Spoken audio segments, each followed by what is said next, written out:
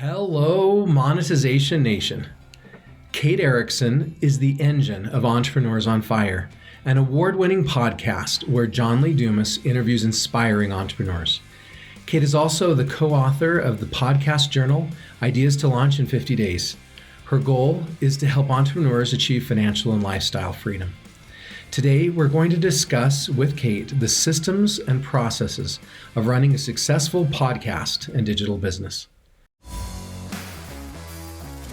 Tectonic shifts are constantly transforming the earth and business, causing destruction and huge growth opportunities. I'm Nathan William, the host of Monetization Nation, where we learn how to leverage business tectonic shifts to transform monetization. Welcome both of you, Kate and Katrina, to Monetization Nation. So this is the first episode I've done where it hasn't just been me with a guest, but I'm including a non-guest. I don't know. Katrina, I guess, is a guest as well, but Katrina is my producer. Katrina is my Kate, who runs Monetization Nation. Thank you so much for joining us, Kate. You're welcome, Nathan. Thanks for the intro. So we wanted to talk to you today about systems and processes for running a podcast and a digital business.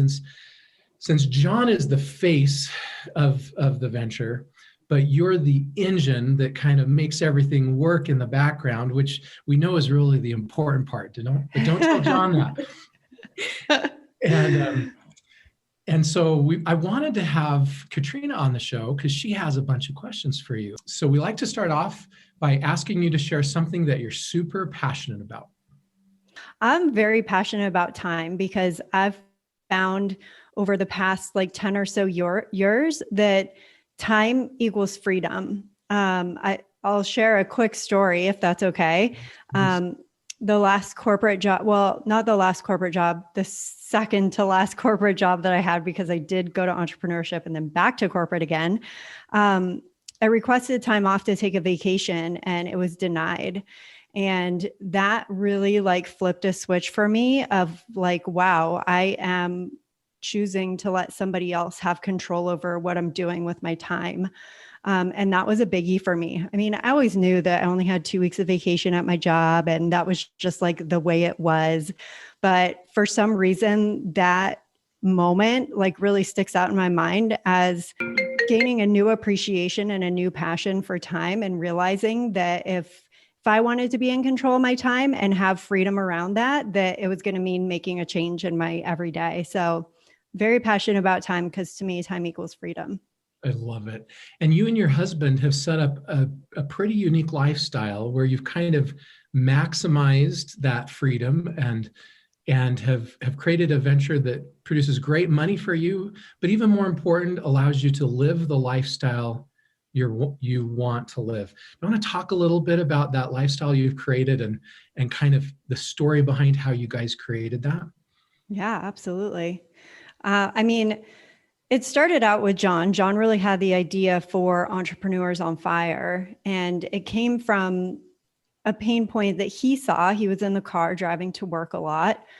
He was in commercial real estate at the time. So he was spending a lot of time driving to appointments, meeting clients, showing buildings. And he ran out of podcasts to listen to. And he was like, I can't go back to the radio. I love podcasts. They're so awesome. They're free. They're on demand. I'm hearing these inspiring stories from hosts like Pat Flynn and David Siteman Garland, who are interviewing entrepreneurs and talking about how these people have created this lifestyle freedom and this location independence. I love hearing about this. I want this. And so when he ran out of podcasts to listen to, because back then, Pat and David and a few the podcasts he was listening to, they only did interviews once a week, once every other week. So he's in the car for hours a day. And he's like, I need a daily podcast. I need a podcast that I could tune into every single day to hear these stories. So he launched Entrepreneurs on Fire, with the full focus on following an Albert Einstein quote, try not to be a person of success, rather a person of value. And the story that he tells around that is that up until that point, all he was doing was chasing success. How can I get a better job, more money, more notoriety, live in a bigger city, all of these things that success kind of represented at the time. But when you step back, like none of that's really success. Success is having financial and location and time freedom so that you could do what you want, when you want, with who you want. That's my personal definition of freedom. And he finally realized that chasing success wasn't working. So he decided to flip the script and start focusing on providing value first. And that's what he did with the podcast. He launched the podcast September 2012. And by April of 2013, I quit my job to join the team to help him start offering products and services and memberships and these things to our community. Their community kept coming to us and asking for.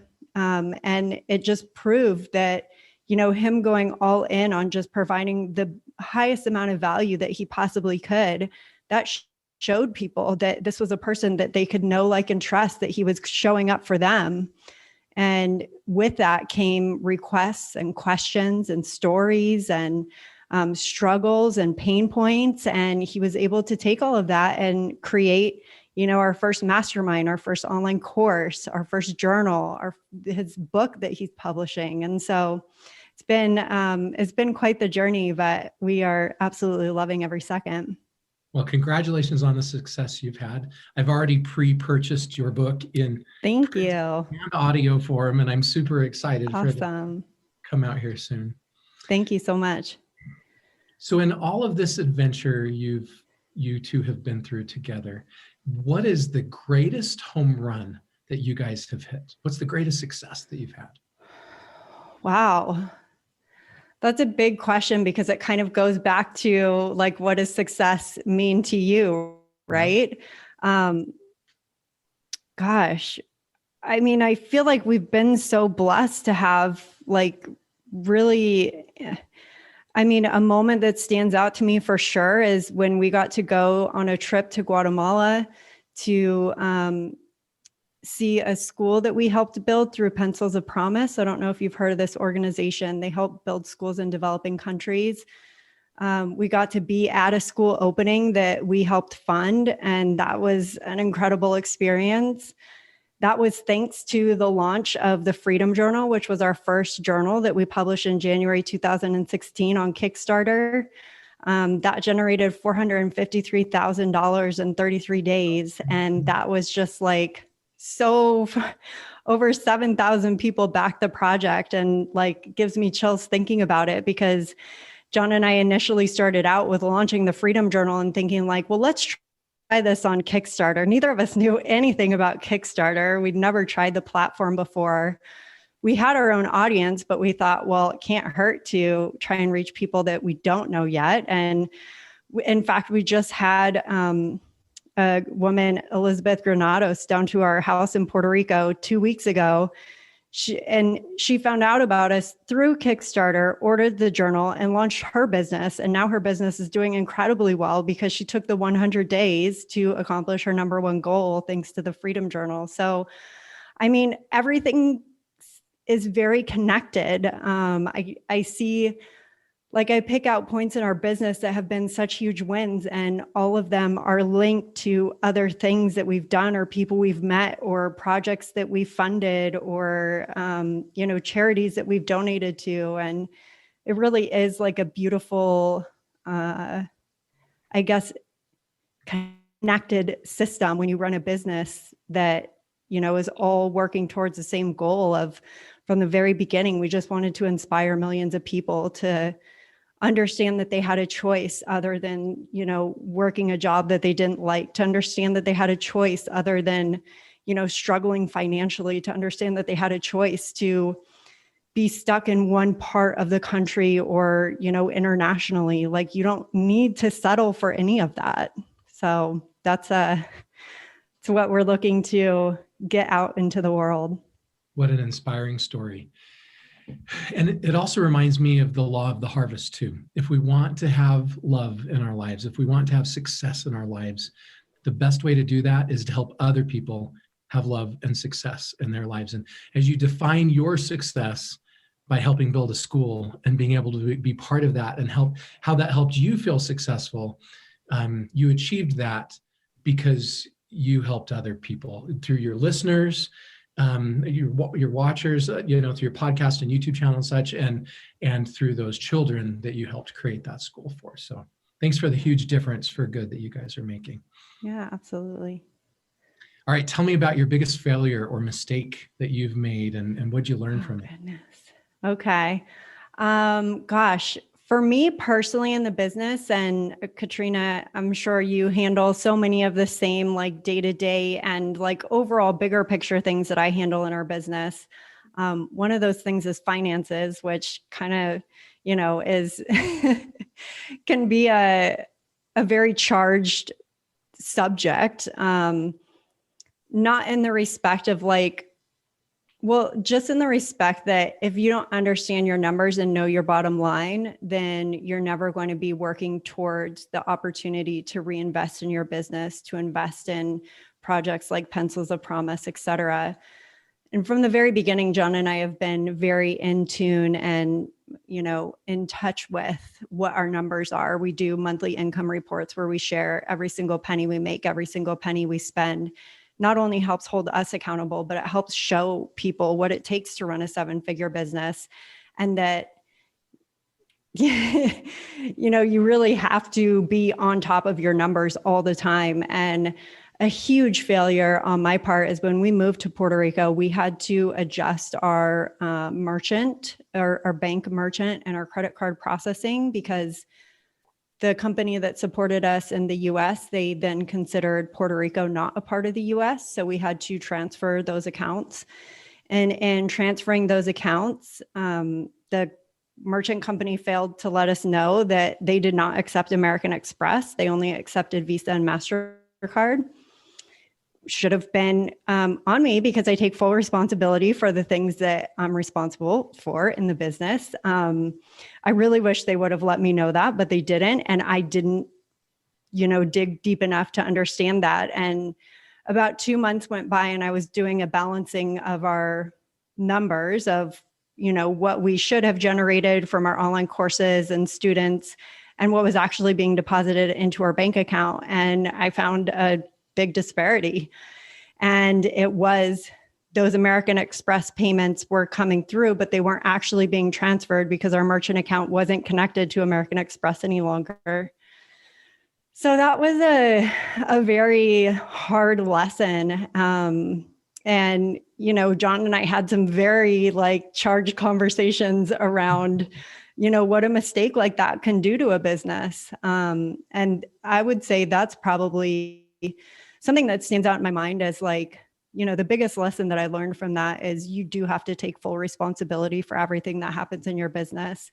We can hope and pray and, rely on consultants and companies and services and softwares to do certain stuff for us, but we can't rely on them to be responsible for, ultimately how our business is running. And that has really taught me to have a closer look at, what's going on a day-to-day, month-to-month basis in our business.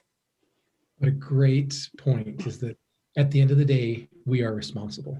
But an important attribute of an entrepreneur is the buck stops with us. So this show is about digital monetization, how people can leverage the assets they have to make a lot more profit. What is the best monetization secret or strategy that you can share with our audience? Okay. I don't see it as a secret, but it's something that I see a lot of people ignoring in their business. Is there's so much focus on strategies to get more leads, to market to more people, to have more listeners, viewers, website visitors, a bigger email list, bigger, more people. And that's really not what it's about. It's about having an engaged audience of people who care about what you have to offer and who need what you offer. And that means knowing your avatar, your perfect customer. That means niching down so that you're not trying to talk to a huge group of people. Rather, you're trying to talk to a very specific set of people. And it means focusing not on going and getting more, but focusing on the customers that you already have. The easiest, or I guess most scalable route to increase revenue in your business is paying attention to the customers that you already have, because those people have already pulled out their wallets and paid you. Those people already know, like, and trust you. Those people already know that what you have to offer is a legitimate product or service or whatever it might be that they've already paid you money for. So what's the next level of that? What's the continuation that you can offer them that will get them one step closer to where they want to be? Not starting over at square one and going and finding more people that you have to get to know, like, and trust you and take out their wallets and pay you the first dollar. But what about all the people who you've already done that with? And I think that that is something that people are missing out on. You know, they put out a product or a service and then they think, oh, great, like I have some customers over here. What else can I create? What more can I do? How can I get more people into my business? But like they're missing out on leveraging what they've already created. I love it. That is so important. So you're saying it's a lot easier to generate incremental profits by working from our existing customers instead of trying to find a new customer and go through that whole process of trying to build credibility and relationships with a new customer. Absolutely. And to clarify, I'm definitely not saying that you should stop doing that. I mean, you should continue to put out value and content and attract people to you and get the right people, you know, in your corner, in your view. But when it comes to actually monetizing, there's so much to be done where you've already started. Don't forget about that existing audience. I love it. Okay, Katrina, to you. First of all, it's such a privilege to meet you. Thank you. Welcome. I have a million questions for you, but I'll spare you. I guess one of my first questions I have is, what kind of content do you guys produce, publish, and like what platforms do you guys publish to? So right now we publish content on our podcast feed, which is our biggest, on our blog. So on our website, we have blog content. And then pretty much every other platform is repurposed. So anything that's on YouTube is repurposed from the podcast. Anything that's on Medium is repurposed from the blog. Our email content is repurposed from both the podcast and the blog. So really the two main channels are podcast and blog. And then everything else like social media and everything is just repurposing that content from the podcast and the blog. Awesome. And do you have a team that helps you with all this publishing? Definitely. So we have 3 virtual team members. So it's myself and John. And then we have 2 team members in the Philippines and a team member in Pakistan.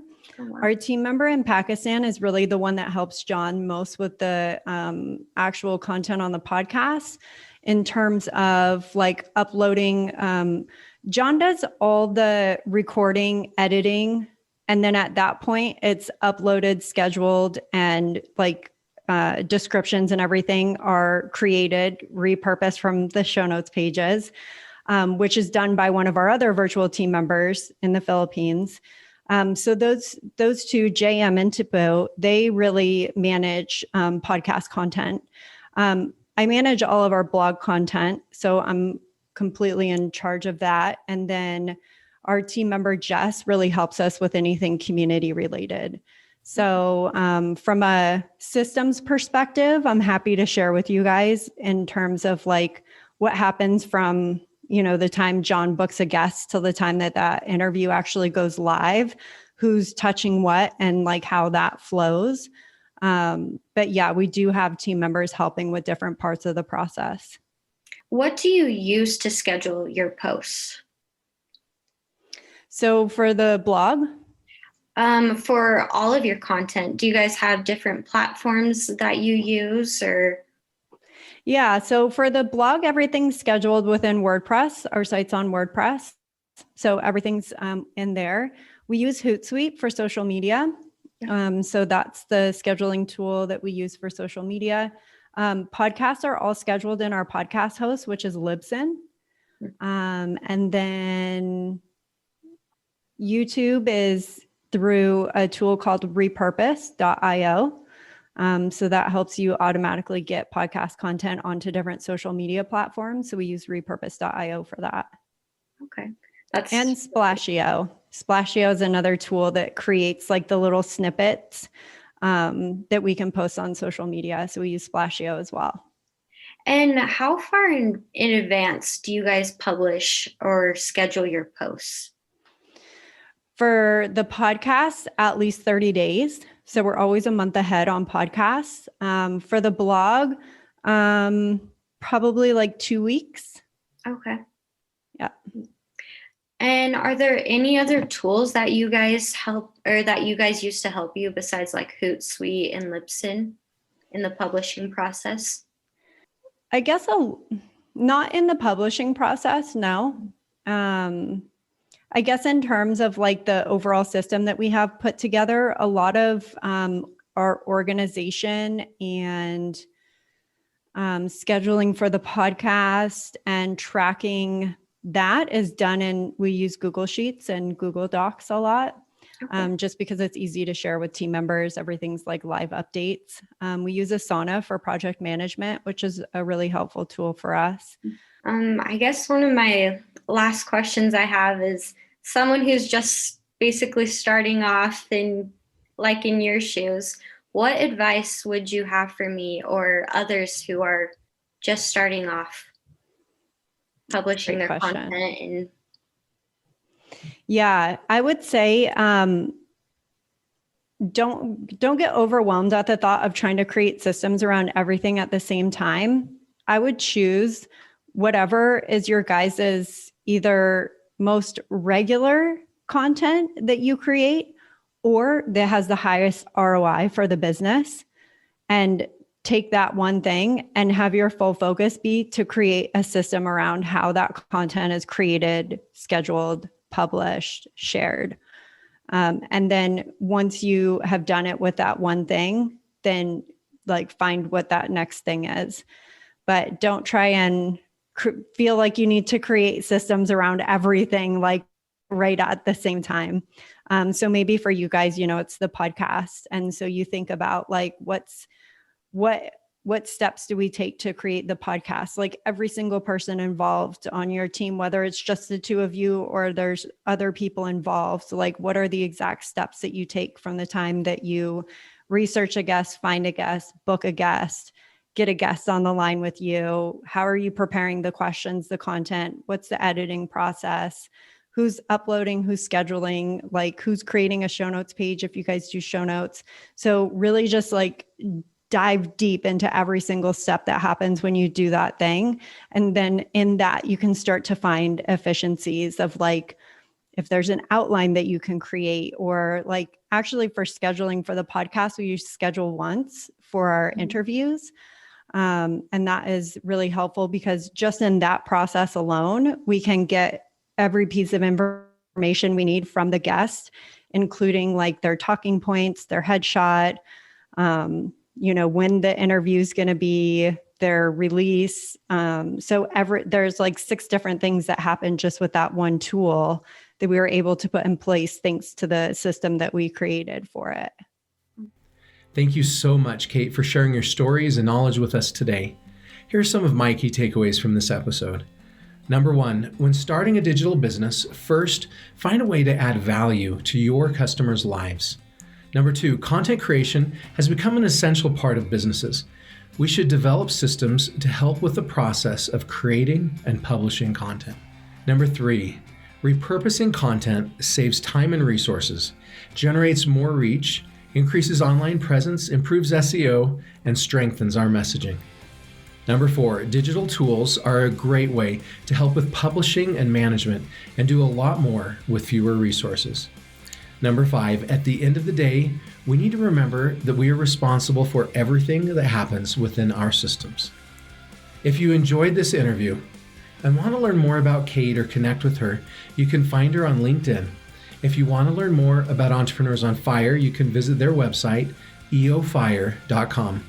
You can also subscribe to her podcast, Kate's Take, and there's links to all of those sites on the blog post for this episode. Do you want to be a better digital monetizer? Then please follow these channels to receive free digital monetization content. Number 1, you can get a free monetization assessment of your business or subscribe to the free Monetization e-magazine at monetizationnation.com. Number 2, please subscribe to the Monetization Nation podcast or YouTube channel. And number 3, please follow Monetization Nation on Instagram and Twitter. What systems and processes have helped your business to run smoothly and grow faster? Please join our private Monetization Nation Facebook group and share your insights with other digital monetizers. Thanks for joining me for this episode. I wish you success as you develop great systems and processes to make your growth possible. Do you want to become a better digital monetizer? To receive great monetization stories and secrets, please go to monetizationnation.com and join free. And if you liked today's episode, please subscribe to the show and share it.